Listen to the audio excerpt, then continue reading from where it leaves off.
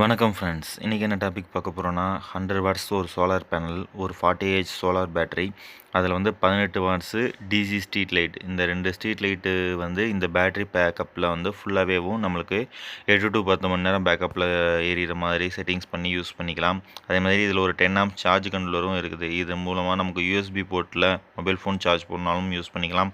அதே மாதிரி நைட் டைமிங்கில் வந்து ஆட்டோமேட்டிக்காக எரிய வைக்கிற மாதிரி டெஸ்க் டு டான் ஆப்ஷன்ஸும் இதில் இன்பில்டாகவே வருது. இது வந்து யூடிஎல் ப்ராடக்ட்டு. யூடிஎல்லில் வந்து 40H சோலார் பேட்ரி 3 இயர்ஸ் வாரண்டியோடு வருது. C10 பேட்டரி தான். அதே மாதிரி டிசி லைட் வந்து நல்ல பிரைட்னஸ் இருக்குது.